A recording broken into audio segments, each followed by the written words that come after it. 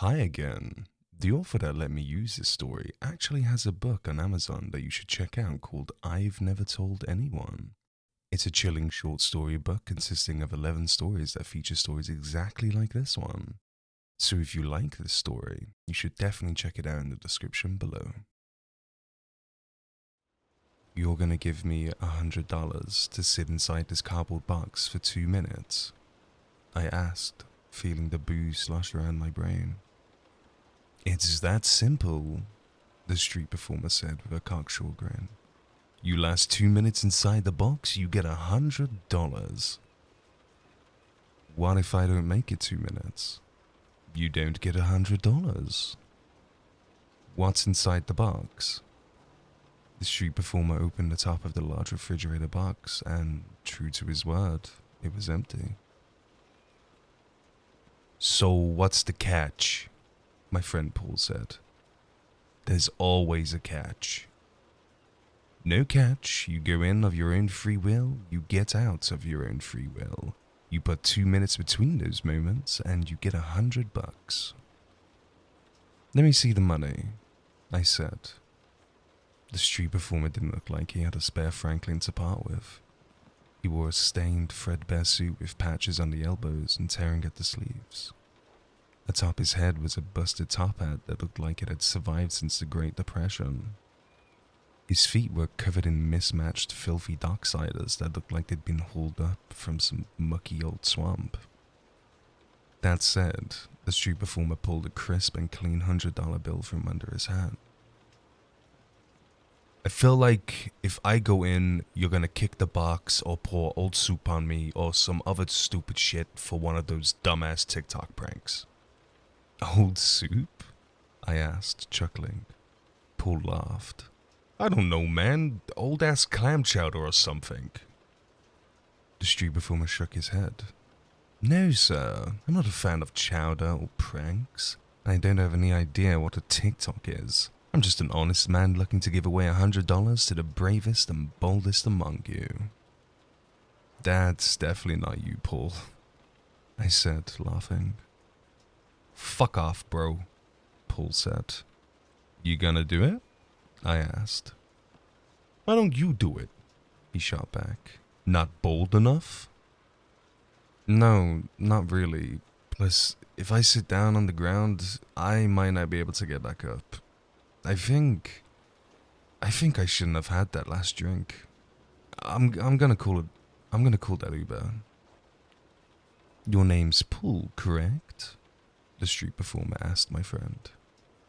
Yeah. Paul, let me ask you this. Could you use $100? Hell yeah, especially after what I spent tonight. Big brave man like you couldn't be afraid of a simple cardboard box. Fuck no, I'm not. Do you have 2 minutes to spare? How long until the Uber gets here? Paul asked me. 5 minutes, I said, give or take. Paul looked at the box and back to the street performer before glancing at me. What do you think? Is it worth it? Man, I don't know. I didn't. The alcohol was not only on top of me, but was beating my temples with rock hammers. I mean, the whole thing is fucking weird, but he hasn't explained a downside. I haven't informed you of any downsides because there isn't one, the street performer said with a wink. This guerrilla marketing for a box company, or do you work for Frigidaire? I asked. No, sir. I work for me, myself and I, the street performer said. Nobody likes having a boss, am I right? Especially if you knew my boss, I said. He makes Attila the Hun look like Daffy Duck. Fuck it, man, Paul said suddenly. I'll do it. Wonderful, the street performer said. Only, Paul added, looking at me, if we can go to that titty bar after I get out. Bro, I am beat, I said, yawning. I don't have the energy. You don't have enough energy to look at boobs? No, I said, surprising myself. I might pass out in the Uber. If you're gonna throw up in the alley, Paul said. They charge extra if they have to clean up any bodily fluids. Maybe I'll puke in the box before you get in. Please don't vomit inside the box, the street performer said. It's one of a kind. These things come off an assembly line? Paul said. Hardly one of a kind. I glanced at my phone, let my vision refocus, and noticed the Uber's arrival time. You got 3 minutes, dude. You going in or not? Fuck it, let's do it. Who keeps time? Time keeps itself. However, I have a pocket watch to assist us, the street performer said, pulling out a beat-up brass pocket watch from inside his suit jacket. Climb in now, I'll count you down. Paul opened the top flaps and placed one foot inside. He was unsteady on his drunk legs, and I started laughing at his teetering. He flipped me off, steadied himself, and placed a second leg inside. He sat down, shot me a shit-eating grin, and said, I want to go to the Golden Apples after. That girl Janine is there this weekend. She's not into you, I said. Yet, he said with a smile before grabbing the flaps and closing himself in the box. Your time starts in 3, 2, 1, the street performer said, watching the second hand on his watch spin past 12. Go. Paul sat there for a minute before he started chuckling. I couldn't help but join in. What even was this? In a million years, I'd never be able to guess that this is where the night would end.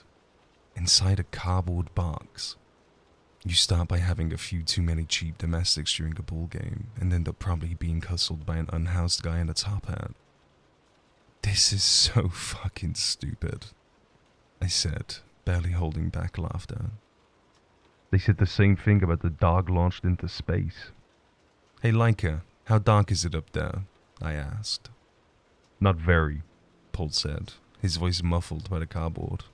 He started to giggle fit again before adding, I feel like a dumbass. If the shoe fits, I said. The box suddenly jostled violently. It went still for a beat before rocking back and forth again. From inside the box, I could hear Paul moving and adjusting. Bro, stop moving, I said. I'm not doing that, he said. 30 seconds, the street performer yelled out. Wait a second. It just got dark. Really dark. You can't see the neon light from the bar? No, he said, his voice unsure. Wait, there's some kind of white light off in the distance. The distance? I asked, confused.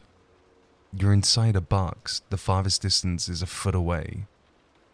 Hey, Mr. Top Hat, is there a screen hidden in here, like a TV or something? The street performer ignored him. What's going on? I asked. There's something approaching the box. Yeah, the Uber, I said with a drunken laugh. No, like, there is something walking toward the inside of the box, Paul said.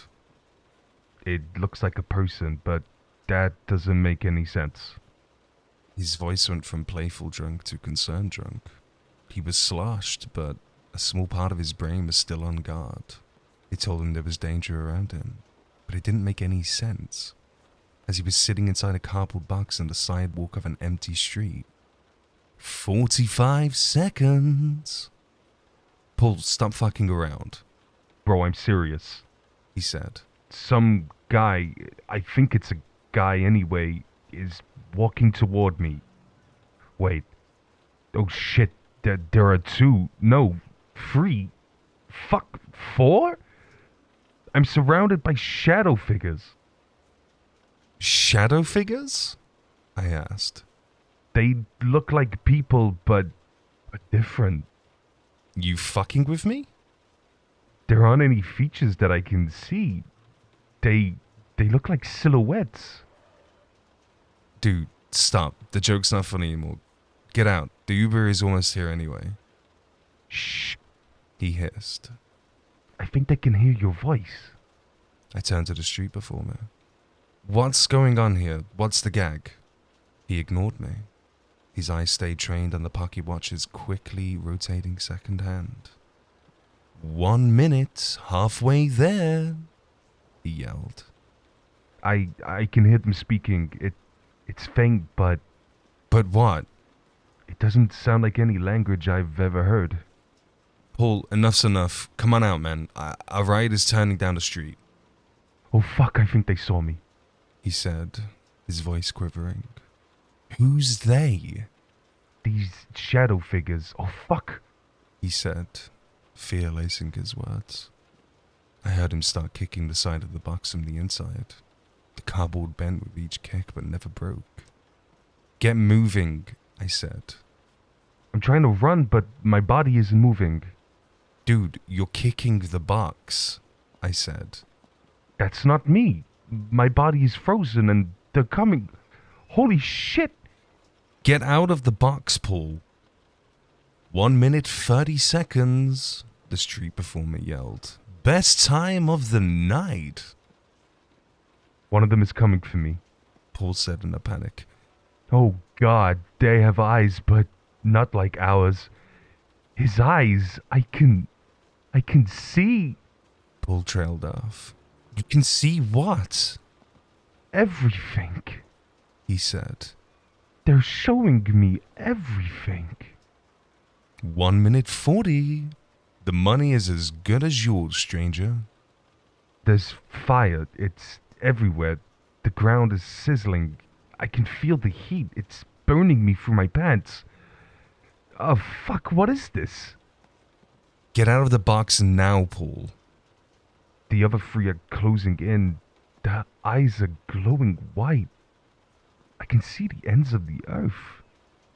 The end of the sky. The end of it all. The fires. They burn. Oh God, they burn.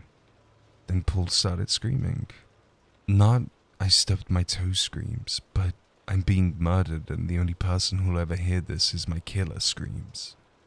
Open the box, I yelled at the street performer. Right fucking now. But he didn't move an inch. He kept his eyes trained on his watch. 10 seconds remaining, the street performer yelled. 10.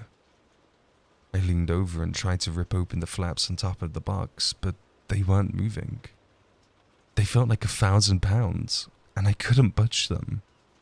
I slammed my hand down on the cardboard, and it felt like I had just hit concrete. My hand throbbed, but I tried again to rip the box open to no avail. Hush up, Paul, I screamed at the top of the box. Listen to my voice and come for it.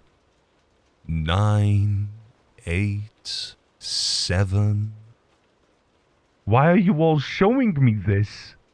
Paul said through sobs. I don't want to watch them all die. Paul, sit up. Come on, man. Sit up. 6, 5, 4. The box was jostling back and forth, being shaken by unseen forces. It jumped an inch off the ground and rocked around like bored kids beat it with bats. I'm watching them tear me apart. Paul said with a whimper. Whoa, I'm above them now. I'm being pulled away, but I can see my body. There's so much blood, so much fire. Get out! What's pulling me into the air? Paul asked, his voice sounding distant. 3. Paul, I'm coming. I threw my whole body at the box, trying to knock it on its side. I hoped to see Paul come tumbling out, but when I hit the cardboard, it didn't move an inch. It clanged like it was made from pure steel. I braced myself on the ground and kicked the side of the box with all my might and instantly felt a lightning bolt of pain rush up my leg and spine. There was nothing I could do. 2. I'm so high. I can see it. I can see the... Oh my God, no. It can't be, no. Paul screamed, and it sounded like it was falling now. Oh shit, the ground, it's opening. From the sidewalk, I looked up at the street performer with hate in my eyes and yelled, Let him go, you fuck! Open the box! I'm falling through the wall.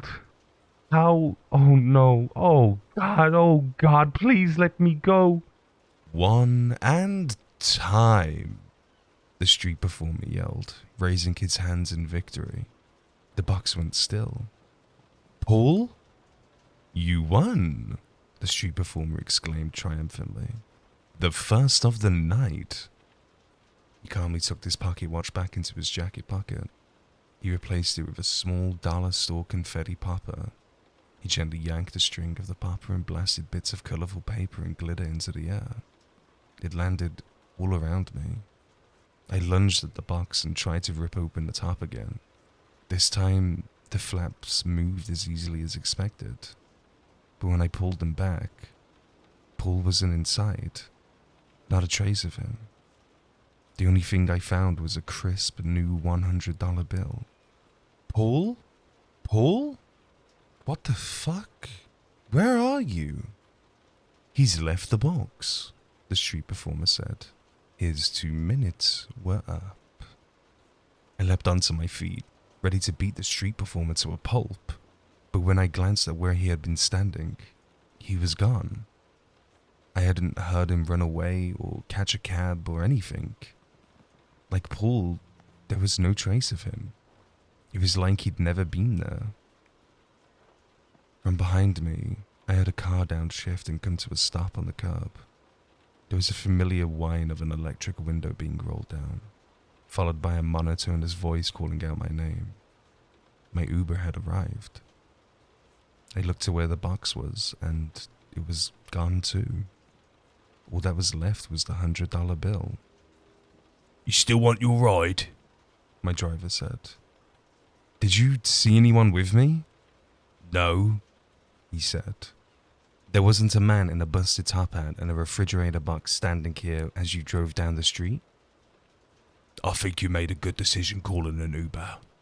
My driver deadpanned, adding, if you puke in my car, there is a cleaning fee, so if you're gonna yak, just do it now, huh? I felt my legs go weak. I didn't know what to do. My friend was gone, and the man who sent him away had vanished. I didn't even know what to say to the police. My friend climbed into a cardboard box and disappeared. No, I'm not drunk. Anymore.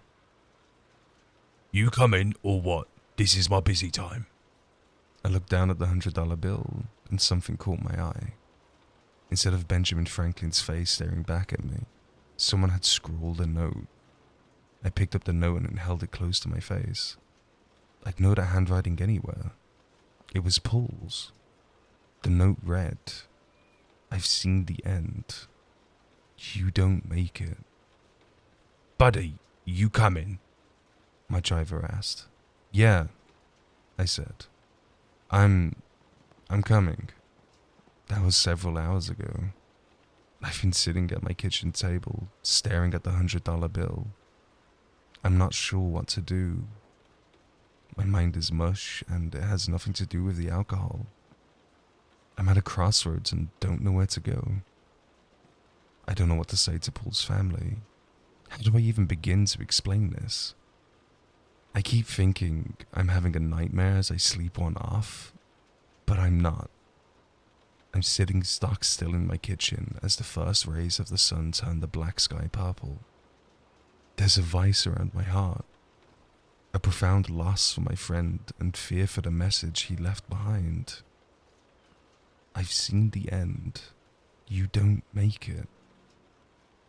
You try falling asleep after this.